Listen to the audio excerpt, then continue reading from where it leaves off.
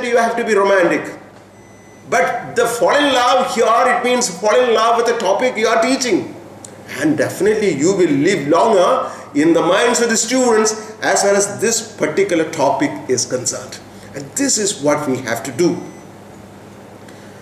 And delivery is tied to the commitment and credibility. Now, the communication that we do in the classes, I divide it into 3 segments. One is verbal, another is vocal, and the third is visual. Verbal means the words, what they mean, the words we say, the literal meaning of the word, that alone you are interested. And this may be communicating, may be taking the entire show to a percentage of 7. Your presentation will be carried through words alone. That is a verbal. You are simply saying. The text matter is simply read out. Somebody comes and reads out. And it has no emotion, it has no expression, it has no variation, and it will communicate definitely. But this percentage of communication is only 7%. This is an international study. And the second is the vocal. How do you sound when they say them? You go to the chemistry lab, the classical example is there. You can take the liquid in the test tube and then you are pouring it. This is one way of saying it. The second is you are taking the liquid in the test tube and then you are pouring it. So the second expression gives the real sense of it. It's done very slow, very cautious. Whereas the first one is a rough thing. You see, the same word somebody is using, but it communicates a lot different. So the way that you sound the word, that makes a difference. So 38% of the communication is done by this vocal expression. Vocal here means that how you sound them, the fluctuations you give. And finally, the third element is visual. How do you look when you say them? I can say in a different way, the body language. How you are reacting with your existence, with your entire presence. This 55% of the presentation is responsible for this. How much you are doing it. So when you say beautiful, and if you are having a very long face and say beautiful, what does it mean? You should be conveying this one through your words, through your face, through your expressions, and everywhere. This is a visual. And this is definitely a version of what is happening in a common lecture or a public speaking. This is really the story of the public speaking also equally. So we have to go for these things. So verbal is only 7% contributions are there for the presentation. Vocal will be standing responsible for 38% and the visual is responsible for 55%. So make a kind of a soul search. How much we are capable of communicating through all these. There should be verbal, definitely. And it should be vocal. There should be fluctuations. And it should be finally visual also. 55% of the presentation is responsible for that. So we should be careful about that. We should be definitely taking these things into account. Now we go to the sixth one. This is building the interaction. Learning is not a monologue. It is not a single person's activity. It is an interaction. This interaction we have to build in. So this is very, very, very essential. Learning takes place best in an active environment and not in passive. In many cases, if we take the example, we can see that teacher goes to the class, he delivers a lecture, comes back. So this cannot be always true. See, what is the role of the students? We have to make them involved. So think about these methods. Unless they think, they will be simply patient listeners, passive listeners, and nothing will take place. The learning process is taking place in the intellect of the student. What are we creating? Whether we are creating a real environment in which students can interact. And this is the very important thing in the lessons or in the taking classes, how to build the interactions. Sometimes we have to prepare the questions and set up hypothetical and problem solving exercises. Many times the students initially will be hesitant to put across the questions. We should create an environment in which the students must be bold enough. They must be courageous enough to come forward and put the questions across. Many times the environment may not be that conducive. We should create that. You see, when I go to usually the classes, I usually say to the students, you see, what is the beginning of wisdom? So usually in the scriptures and all, we have seen that beginning of wisdom is the fear of the Lord. I slightly modify it and say, beginning of knowledge is stupidity. What does it mean? Usually you should encourage the students to bring in things which may be stupid initially. Why the students are not putting up questions? The reason is that they have got a lot of apprehensions. They are really afraid. If their questions go wrong, if that is not an intelligent question, the faculty member as well as his classmates or her classmates will make fun of him or her. This is the apprehension. Remove that. Give the freedom to the students to put questions which are stupid. That is why I am saying the stupidity is the beginning of knowledge. Let them bring in stupid questions first. Accept it. Encourage it. If you are discouraging the questions right from the beginning, no more questions will come. So have the questions. Try to get them involved. And then the second part, problem solving exercises. You must set. And it is not simply some theoretical exercises, even exercises which require involvement of the students. Sometimes they will talk.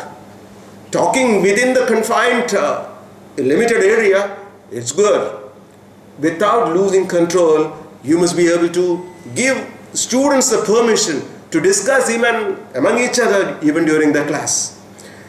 Of course, care should be taken that it is not going to disturb the next class. So this is very, very important. So we have to create a kind of a interaction environment, and then working together. In this working together, everyone must be involved.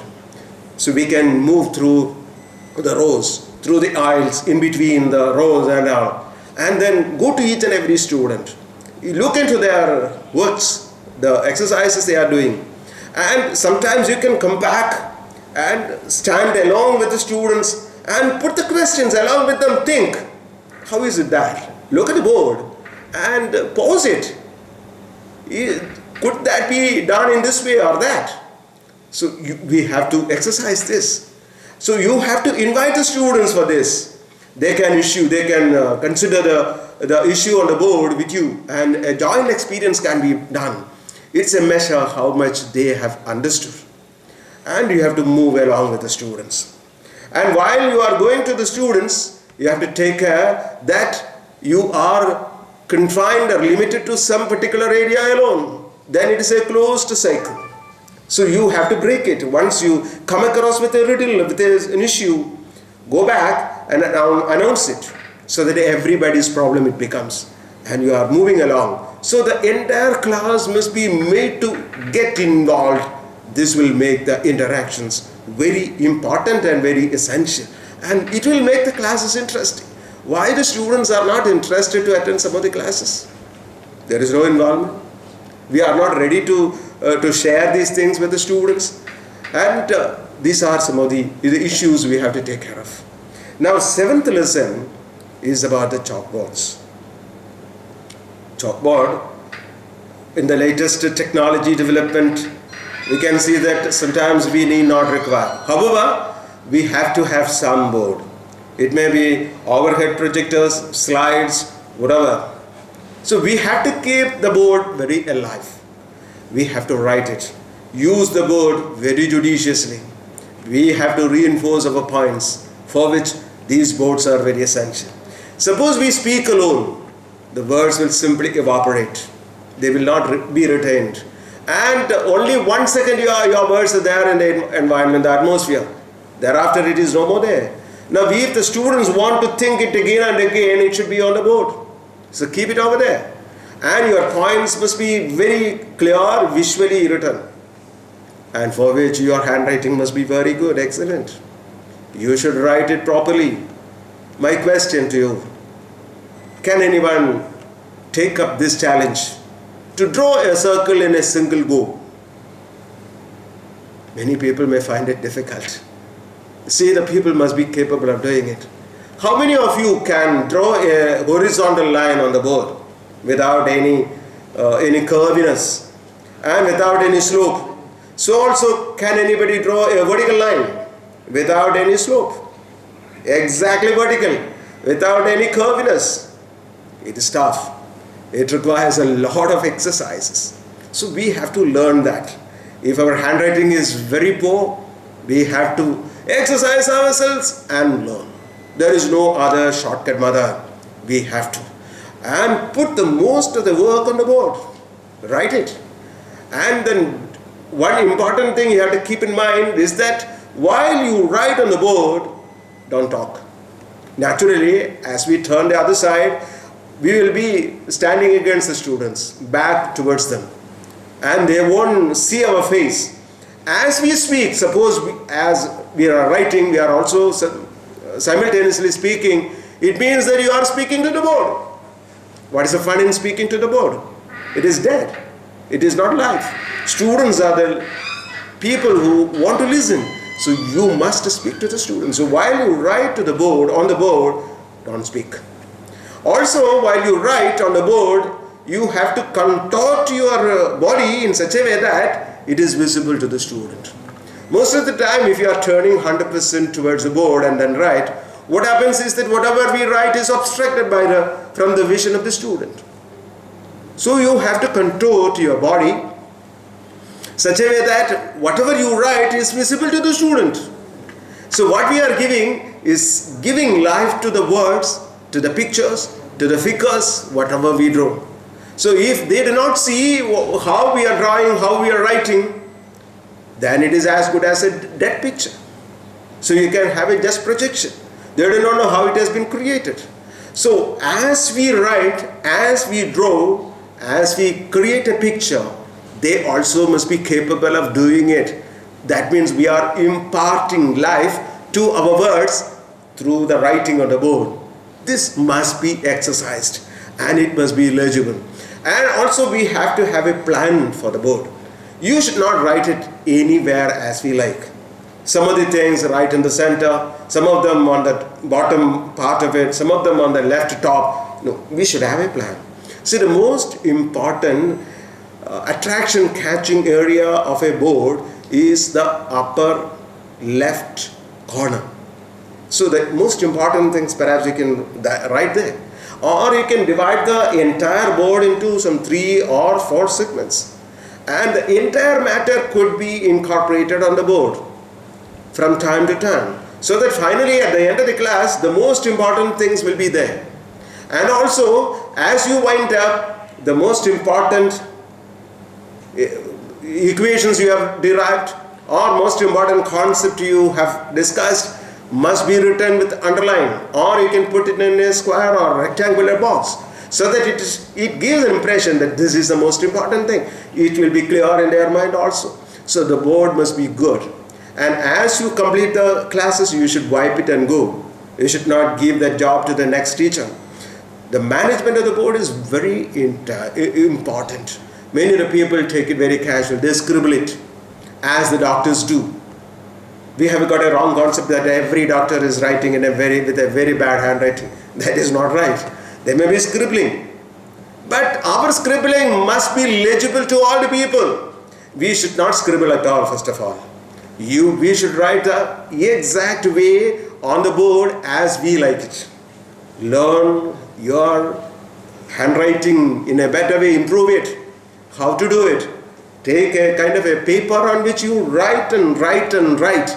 Exercise. Improve your handwriting. Improve your drawing. Exercise it. As I started with the delivery part, only method to improve is to practice. And there is no other method by which we can improve.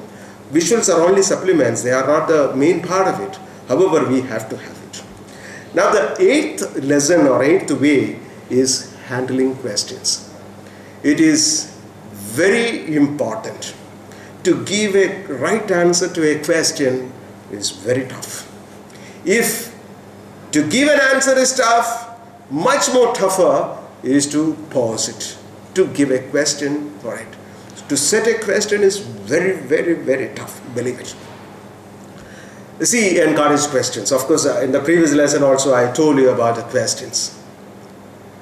While the students bring questions, you should never give a negative remark, negative response. We should be always positive. You see, even with a humming, even with a loose command, we will destroy, spoil every creativity of the student. We should never do that. We should encourage the students. That is why I told you the beginning of knowledge is stupidity. Let them bring in stupid answers or questions. Why can't it be? See, if somebody is putting 100 stupid questions, the next may be a wise question. Can we destroy that wise question? If the 100 stupid questions if we had destroyed, the 101th never would have come. So encourage it, whatever be the question, if they are sincere. The behavior and tone is very important. If you do not want questions from the students, even our face can be really red. Students will get it. Even if we think in the depth of our heart that I am not interested in your questions, students can get it in no time. We should never be that. Never be that. So make sure that everyone is putting questions and it is most welcome. So for that is a real genuine things are to be created, exercised. And make sure that if somebody is putting a question across, it is audible to all the people. Every student may not be of that caliber to put the questions louder. Most of the time students also make this complaint that the faculty is not audible. When I go through the student appraisals, I have come to see this. Many of the complaints is this. The audibility level, the decibel level is very low. We should be really audible to the students. Now, the similar way, students may not be audible. So we should help them out. We can get the question coming closer to them and then we can speak it out louder so that everybody listens the question and then clarify the questions. While answering the questions, be direct as possible. Indirect questions, sometimes we may have a kind of thinking that I should be understood as an intelligent person. So my intelligence must be exhibited through a twisted answer. Sometimes it may work out, but for the general public, no. We have to give direct answers. Give them. Respect each and every student. And after a few years' time, perhaps he may be in a much bigger position, higher position than each and every one of his. So this is an important thing. So respect them. So answer the question as directly as possible. Of course, I understand, I agree. There can be some students who will be playing tricky. So if we recognize that, be very diplomatic. Still, we should be never negative, should be never offensive. So we should always welcome the students' questions. Most of the staff members are not interested in this because it requires a lot of extra work, which never we want to put in. So please be an excellent teacher and giving right answers to the question. Sometimes we may not be able to give the answers then and there because we are not an encyclopedia. So we have to make references. Tell them genuinely. For the time being, I am not in a position to give you the right answer, but tomorrow I can do it. But tomorrow you must do that. That is another important thing. Many people say this and never they keep the word. Then our entire credibility is gone. We should never do that. So please remember that we should encourage the questions. It is a very important lesson. Now, the ninth way in which we can excel in our teaching is getting the feedback. Time to time we should get the feedback. We should not wait for the end of the semester. There are so many mechanisms by which we can take the feedback at the end of the semester. Many of the college authorities may be straight away taking, and finally they may be handing over the results of the appraisal by the students. But that is there. Apart from that, we should be able to have some kind of evaluation by the students right from the beginning, so that I can improve day after day. And the feedbacks can do wonderful things, miracles. It is just like the control system in the electrical engineering. You take the output, look into it, see whether it is right or wrong. Whatever is required, you put in and then give it back. This is always going on. We must do all the time. Get feedback very regularly. Number one feedback is look at the student's eye. The eye contact will be exactly telling whether they are following it or not. And this is giving us a very continuous feedback. Another one, you can do your own midterm course review. You can ask the students to give in writing. It will give a clear picture where we are standing, whether we are really understood by them, our lectures are useful, or it is a time waste or not. We can definitely check this. Another method is you can borrow the students' class notes. You can check them and see how much it is written over there, how much they have understood. This is another method. If possible, to arrange, it is good to arrange your lecture to be videotaped. You can look back and see what all things you have to improve. And many good professors have done this, and that is how they have come to reach to this level. So if the professionalism we have to inject in, these are the things. So we have to be extremely strenuous in this one. Put in effort and you will definitely get. I usually say this one repeatedly: no effort goes unrewarded. This is 100% guaranteed in every field, and very much true in the field of teaching. And we have to be that. Put in effort, we will get. Don't think that teaching is the easiest job. When the candidates come for recruitment and all, some questions are put to them: why you are selecting teaching? Oh, it is very comfortable. I am a lady, so ladies, this is the most fitting one. They need not work in the night. If it is in software or any other company or in industry, they are demanding too much. Whereas in teaching, there is nothing to be worried about. There is no hard work. This is a false impression. You are a teacher 24 hours. Round the clock you are a teacher. You have no spare time. Even right in the middle of the night, you have to work. Now the last step, tests and grades. Poor answers are the result of poor questions, not of poor minds. Now, you see, we are conducting examinations. And many of the examination students are not faring well. Can you tell me what is the reason? Why students are not doing in a big way the examinations? They are failing. We have to point our index finger to ourselves first. To a great extent, it is my fault. Mea culpa, mea culpa, mea maxima culpa. It is through my fault, my most grievous fault, many times.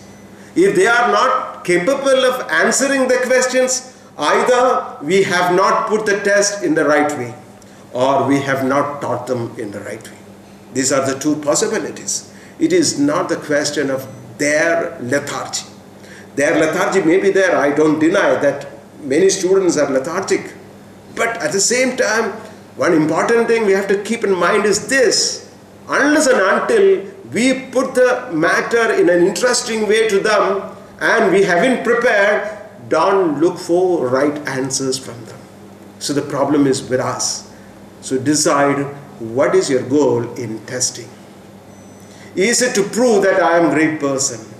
Is it to prove that I am somebody before you and you are nothing? Then your goal is wrong. My goal in teaching is to teach them, to elevate them, Cognitive and behavioral expectations I should have explained right in the beginning. This must be genuine and sincere. Unless and until this is there is no fun in teaching. I must be genuine in my goal, and I should have communicated. If I have done it, see, no matter what type of student is, definitely they will be answering. So the question is with us. Are we really sincere? Are we doing the real effort? Are we putting the effort? Then we will get it. Consider the format of the questions. There are some of the faculty members putting questions which are answerable by all without any difficulty. All easy questions. Do you think that that is the right thing? I don't think. There are some other faculty members who are setting the questions in such a way that none of the questions are answerable by anyone. The toughest of all. What are we going to do with this? We should have a kind of a format for the questions as well as for the examinations. If it is a question of examination, yes, I should have set some of the questions which are answerable by all the students. Then a major portion of the questions which can be of a higher level, a little above the average level, and majority of the students may be capable of answering it properly. And then the top level, a few questions which can be answered by the top students. So we should differentiate it in this way, and then only you can get the real result. Then only we will be able to differentiate who is good and who is not that. Of course, there is no student who is not good. It is all depending on our preparation, but at the same time we can understand who is capable of getting the concepts faster, who is capable of presenting it better way. And there are definitely differences which we can make out only through the way that we are setting the questions as a whole. So it should be progressively harder. First one answerable by all, and like that it must go. And take our own test. Don't wait for the final university examinations for which the questions may be set by somebody else. Make our own tests. And make the grading and testing policies clear on the very first day itself. I told you how to start with the first day. We must be able to set that. And in this area, we must be very much justifiable. Never be partial.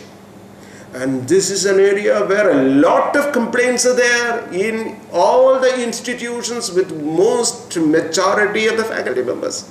At least few students make allegations that the faculty member is partial.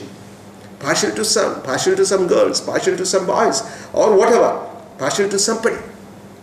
It should never be heard in any of the institutions. Never be like that. So never be partial. Always stand impartial. We have to prove our own integrity. It is a question of integrity. We should be that. And students also can make short notes. This is another area, of course, it may not be coming under the 10th lesson. I just want to communicate one thing. You see, we want to prepare the students for examinations. Who will get through? I shall give you an exercise. You see, make the students learn daily, after the lessons, after the classes, let them go to the house or a hostel, whatever. Let them learn it, and let them learn it by writing. If everyone does that, yes, you can be guaranteed that they will get minimum 65% of marks. It's sure. Now, if you want to improve the results of the students, still at 10% higher, maybe 75%, request the students, ask the students to do all the exercise problems which are not done in the classes, which are not done in the textbook. The textbook may be giving a lot of exercises one after another, maybe some 20 or 30. If the students are interested, or you are creating an interest in the students to do the exercise problem, all of them are invariably doing the exercise problems, sure, you can be very peaceful in mind, they will score above 75%. Now, if you want somebody to get a rank or the topper in the class, you can prepare the student this way. Let him prepare his own note, smaller note, every day after the class. Let him go to his room or house, wherever. prepare that note into a shorter form. It may be legible only for that particular student. It may not be understood by somebody else because it is made for himself. Nobody can read it. Even if somebody reads it, they may not get it. And if that is prepared for an entire treaty, which requires say 60 hours, this may be only some 10 pages or 15 pages.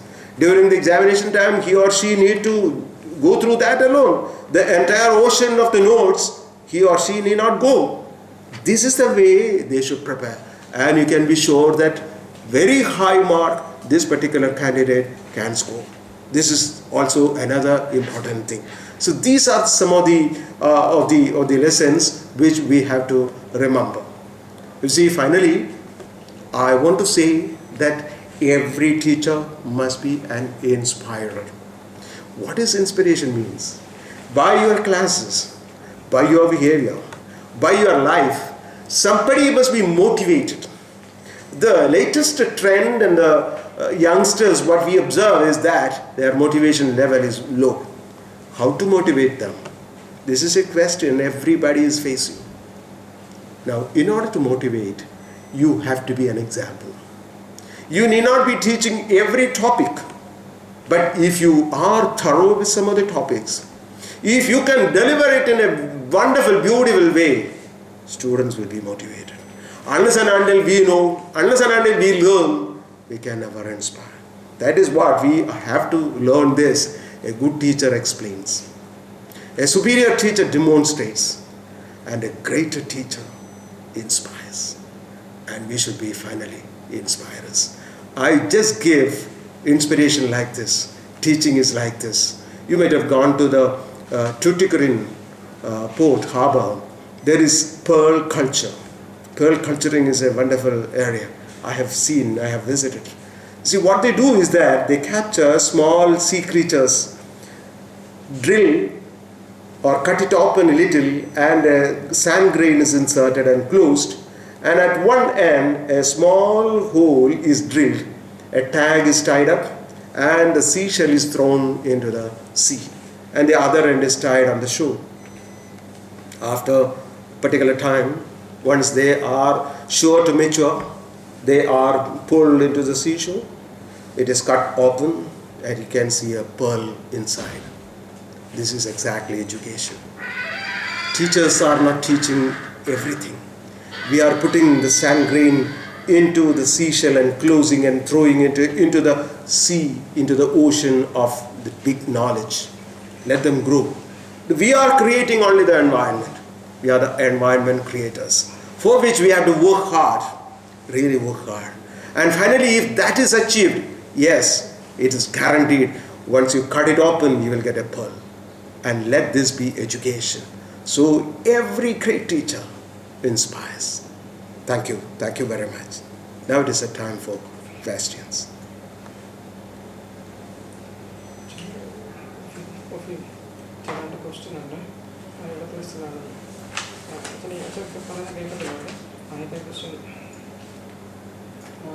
How to handle different levels of learners in same class? Some are advanced areas, whereas some are slow learners. But the answer medium base class possible. First answer other sessions will have to. Yes.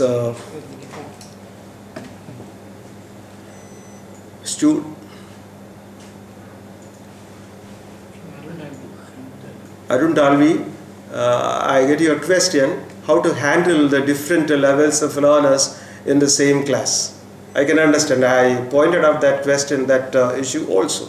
See, for example, in the computer class, there may be students with a biology background, and some of the students may be exposed to to the computer learning. Now, how to deal with? Of course, in the initial few days or few months even, I would say, we have to struggle a little harder. So the students who are not exposed to that particular thing, say for this example, the biology students, they have to be given special coaching. Maybe after the classes you can call them, congregate them, and give exercises with the help of other faculty members and other support staff.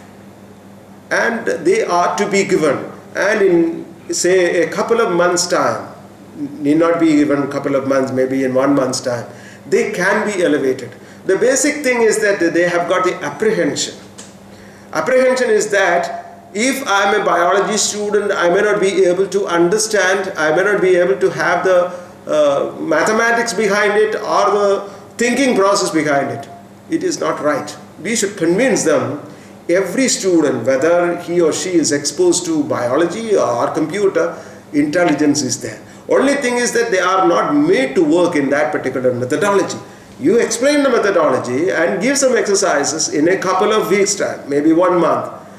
What I am sure is that they will be also coming to the same level. This is very right.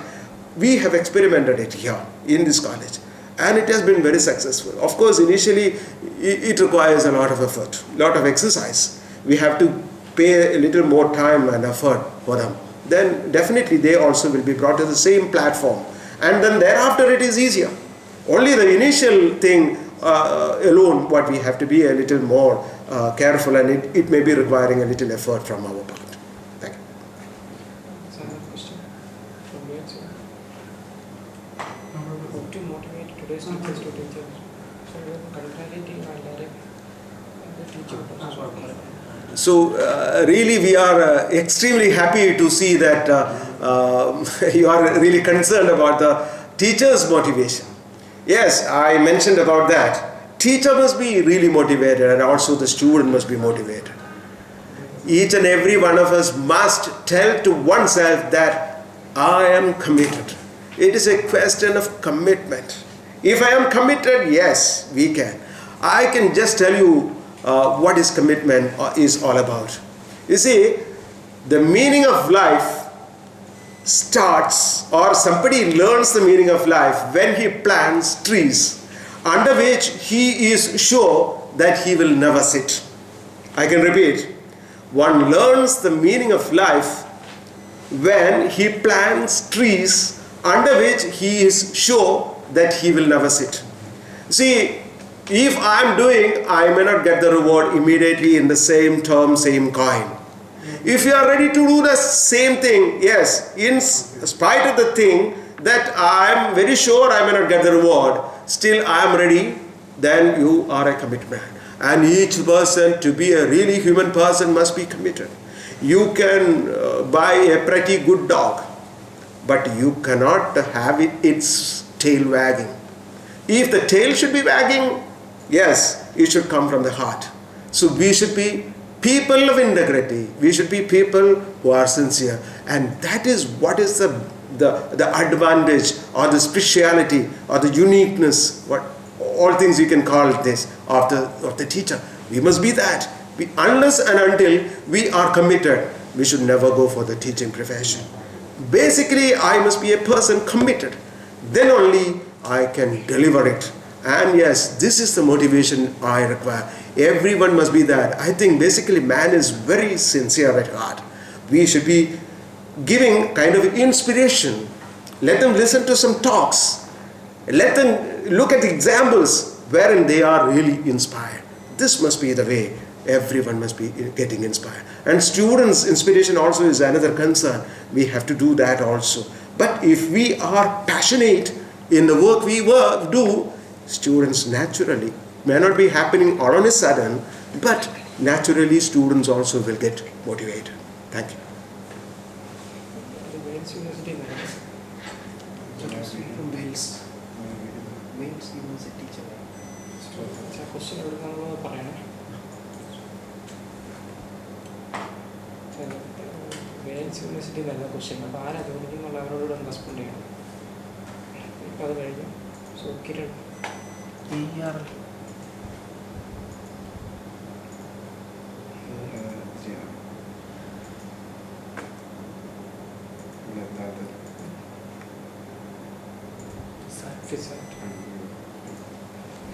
Okay, that's a FISAT. Yes, I can see FISAT lab. Your question? Sir. Yes, I can. Actually, I am having a question to you, sir. Yes.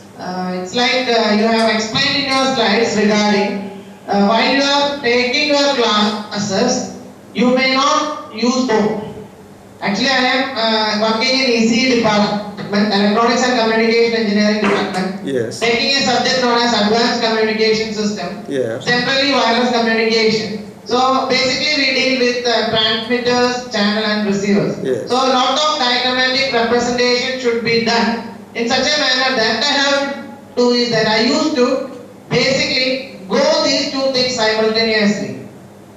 That is, while drawing, I used to give out some ideas regarding each and every building blocks. So I thought that what I have explained was some different to what I was doing it. So can you suggest whether the method is to be changed or any type of modification should be done in that method? Sir, what you mean is that you are writing as well as you are speaking. That is done simultaneously. That is your question. Am I right? Yeah, yes sir. Yeah. That is not the right method.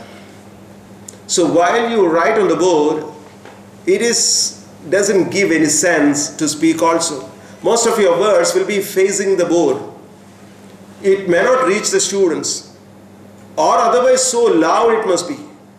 Or perhaps you can do in this case, partially you can do something and then turn to the students and speak and then continue like that. Breaking it in between, you can speak, then go back to the board, write something and then come back.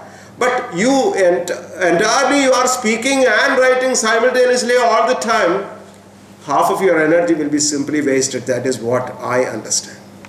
You have to break in between, go on explaining something and then continue, like that it goes. So while you speak to them. While you draw on the board. And while drawing on the board also, you should contort your body in such a way that whatever you are writing is visible to the students. That is also another important thing. Otherwise, your body will be obstructing the vision of the students. They won't be able to do that, to understand what you are doing. After you simply move away, then they see a new picture or some new words that you have written. And how that has appeared on the board, they may not know. So you are not capable of giving life to what you are writing or what you are drawing on the board. So this is very important. While you write on the board, do that alone. And while you speak to the people. Both simultaneously will not be effective. That is what I am telling. Thank you. PPT how to deal with it. You are speaking about the PPT also?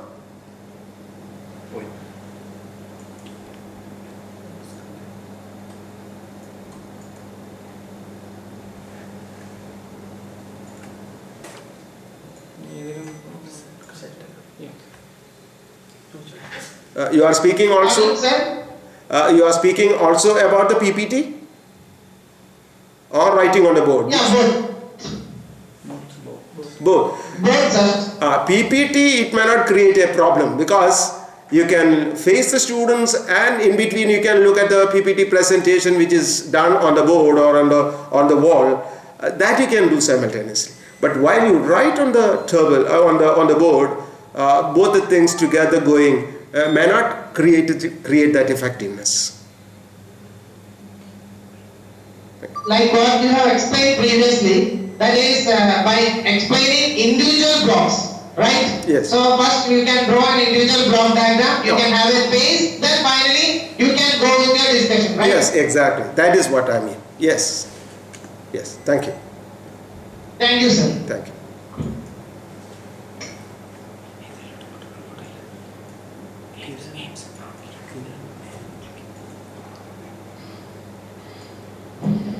Yes, Kiran from AER. Hello. Yes, Kiran. Yeah, I am from Amrita E-Learning Research Lab. Yeah. I'm from the team that makes AU. Oh, thank you. Well, so the thing that I would like to talk about is, like you were telling, some people say that teaching is the easiest job.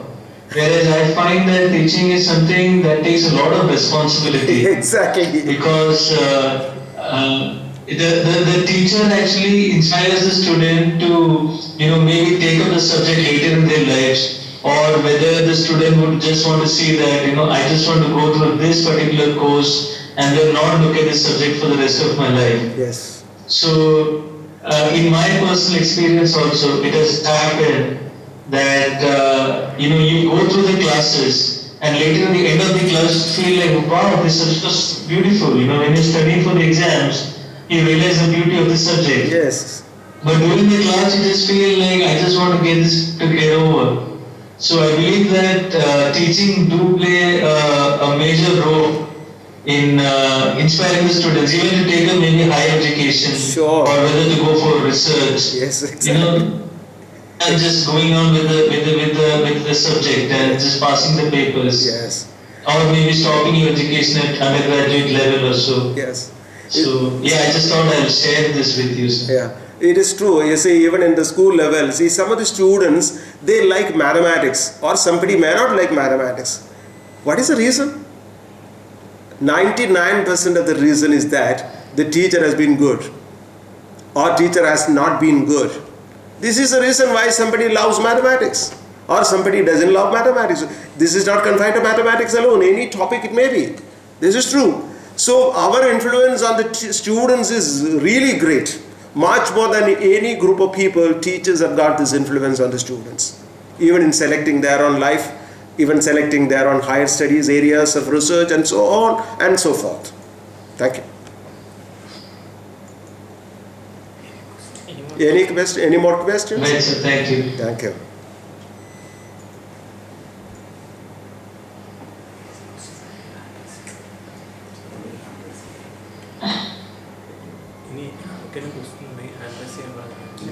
If anybody has got any further questions, you can hand raise.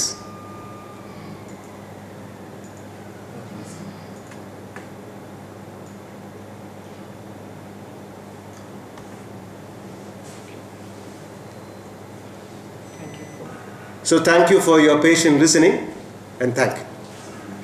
Bye.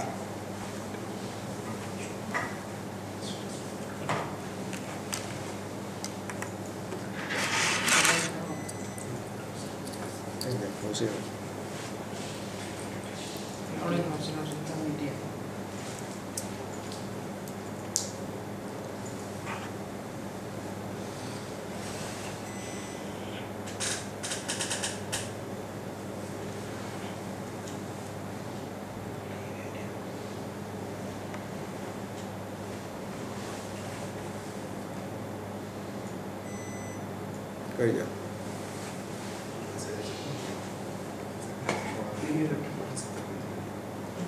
ഇനി എഴുന്നേൽക്കാലോ?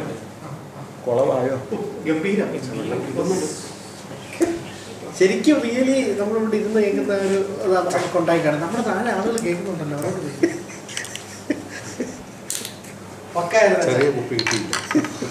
എന്നെ വെള്ളം കുടിപ്പിക്കാൻ തന്നെ തീരുമാനിച്ചു. സത്യം പറഞ്ഞാൽ ഇത്ര expect ചെയ്തില്ല കേട്ടോ. എക്സ്പെക്ട് ചെയ്തതിനൊക്കെ ഒരുപാട് നമ്മളെ ഈ ഡിസ്റ്റൻസിൽ ഒരു സ്ഥലത്ത് നിന്ന് ചെയ്യുമ്പോഴത്തേക്ക് 25 നല്ല നല്ല സാറേ വേറെ വളർച്ചില്ലേ ചോദ്യം ഓർമ്മ കാരണൻ്റെ ഇനി നമുക്കതൊരു ശീലമാക്കാം. പിന്നെ ജെയിംസ് ഉണ്ടായിരുന്നു Amrita school of arts VGCT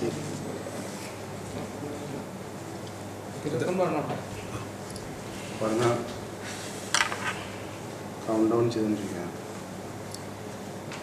naval academy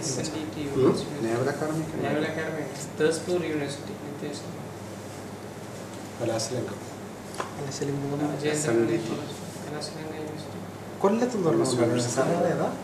കൊല്ലത്തുനിന്നൊരു അല്ല അമൃത അല്ല ഒരെണ്ണം കണ്ട് SL ഏതാണ്ടൊരു സംഭവം.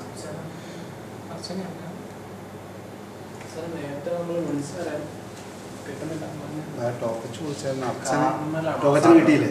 ടോക്കച്ച് കിട്ടിയതായിരുന്നു. അത് നെറ്റ് കിട്ടുന്നില്ല നമുക്ക്. പിസാറ്റ് ഉണ്ടായിരുന്നു, കാർണർ ആദ്യം വിട്ട റോക്കറ്റ് എത്തേണ്ടടുത്ത് എത്തി.